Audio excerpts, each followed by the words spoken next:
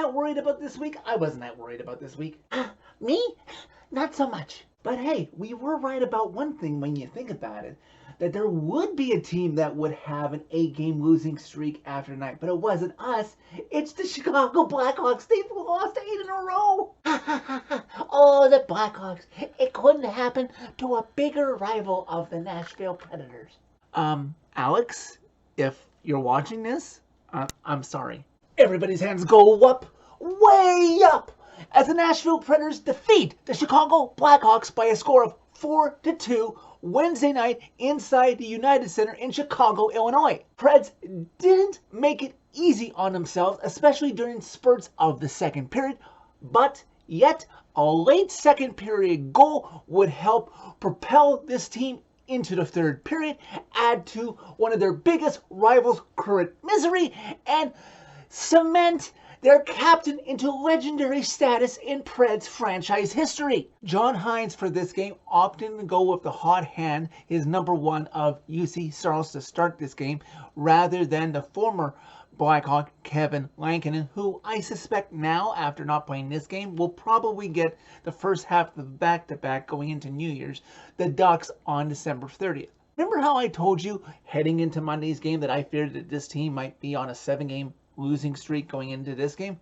Well, it almost was head-to-head 2 7-game losing streaks, but the Preds aren't on a losing streak anymore. It's the Blackhawks who are heading into this game lost 7 in a row. You certainly don't want to be the team that gives that team their first win after such a long drought. Preds with some energy early through the first 2 minutes, including Philip Forsberg, who would ring one off the post. Oh, you know he's dying to get back on the score sheet, especially since he makes $8.5 million a season now. And dare I forget to mention, Peter Mrazek is in net for the Blackhawks. Peter Mrazek? Where have I been that I lost track that he was once on the Red Wings, then went to the Hurricanes, and now he's on the Blackhawks? Wow. That shot that goes off the post is followed up by under 8 minutes in the first. Matt Duchene also rings one off the post. I certainly hope that wouldn't be a repetitive feat this game. Nope, it wouldn't be the 3 people on this roster who make over $8 million a season who would open the scoring. It would be one of the best free agent signings that David Poile has made as of late, just about 9 minutes in the game. Hidden stride on a beauty pass by Cody Glass. Man, has that kid been playing great as of late with fresh life on a new team. Nino Niederreiter goes in and he uses former Pred drafted by the Preds, remember, Seth Jones as a screen, and Nino Niederreiter gets the shot up and he beats Mrazek, his 11th of the season, team leading. Preds lead this 1-0. After the Preds take the lead, scary moment as Tanner Jeannot gets called for a high sticking penalty that draws blood, so it's a 4-minute power play that the Preds are going to have to kill after Tanner Jeannot high-sticked Jake McCabe, but the Preds are able to stifle the Blackhawks' chances. They had some good ones, close calls, but ultimately are able to kill it off, stopping any Blackhawks momentum at that point. Just under 4 minutes left to go in the first period. 2-on-1 by Max Domi over to Preds killer, it seemed historically, Patrick Kane. But he's stopped by Josi Saros, and for good measure, OT hero from Monday, Alexander Carey, is in there to sweep out the rebound garbage. Time winds down in the first. Preds have a 1-0 lead after the first period, are outshot by the Blackhawks by a total of 10-8, but coupled with the 4-minute penalty kill, the Preds have some good momentum to start this game. Teams continue to trade chances in the second period. Preds with some close calls to extend their lead to 2-0, but Mrazek is able to hold the Preds at bay, giving his team a chance to put up a fight. Just under 8 minutes into the second period, the Preds would give the Blackhawks another chance. Roman Josi gets called for holding Jason Dickinson, and though the Preds would not allow the Blackhawks to score there, Josi would make up for that penalty he took then later in the game. After the Preds are able to kill off that penalty, they have some close calls of their own again to try and extend their lead. You kind of wish they would, so they wouldn't have been as nervous as they will be later on, as Yakov Trenin, for example, has a clean-cut breakaway after a defender falls, and he shoots it wide. Oh, he had such a great chance to put the pressure on the Blackhawks there. Just over 4 minutes left to go in the second period. Everybody's favorite Blackhawk, if you ask Preds fans, obviously I'm being sarcastic here, Patrick Kane came close to tying this game at 1, but the Blackhawks are persistent, and shortly after the puck comes to the blue line just inside the Preds zone, Connor Murphy takes a shot. It goes through, probably through a partial screen, tying this game at 1. But the Blackhawks don't stop there, because it's 37 seconds later, the Blackhawks are attacking in the Preds zone again. And Mackenzie Whistle takes a shot that double deflects. Oh, he has such bad luck sometimes, but you know he's working hard to prove himself. Jeremy Lauzon double deflects off of himself and his stick. Josi Saros, you can't blame him, totally misreads it because of the deflected puck. It beats him. Blackhawks have their first lead of the game, 2-1. Just as time is about to expire in the second period, the Preds have a thrill for the dramatics because they would not let the second period expire without tying up this game.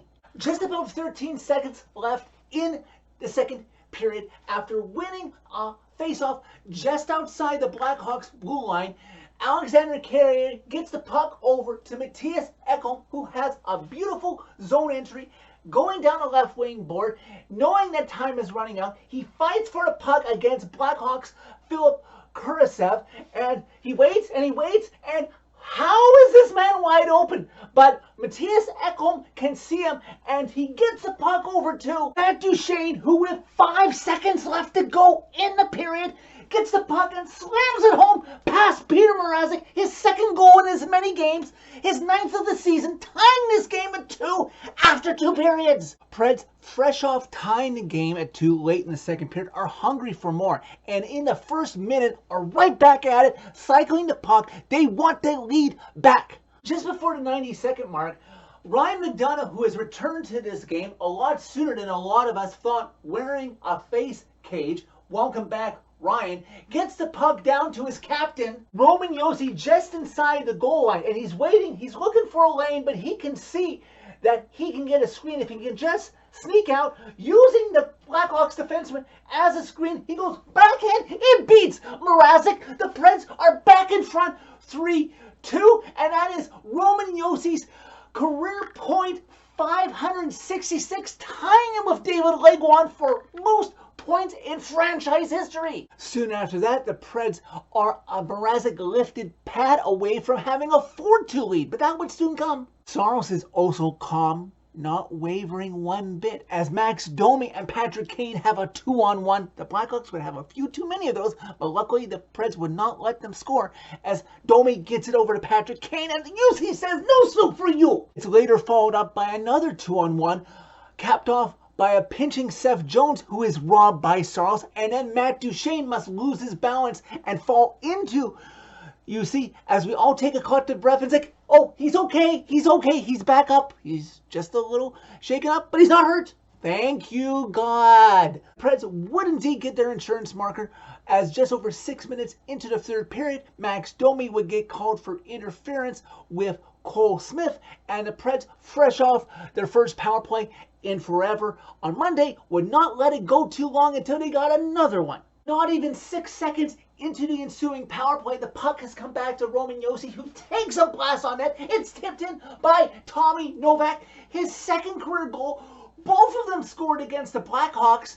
Preds lead the game 4-2, but more importantly, that assist by Roman Josi, captain my captain, gives him 567 career points, putting him first all-time on the Preds franchise points list, as Josi's legs get him past Legwand. Preds playing with a little bit of fire here after going up by 2 goals, giving the Blackhawks another 2-on-1 that Saros would have to be dialed in for to stop. Then Nino Niederreiter would get another breakaway, but something you don't see that often in hockey. The goalie comes out for the poke check, but misses and ends up drawing a tripping penalty with how he took down Nino Niederreiter.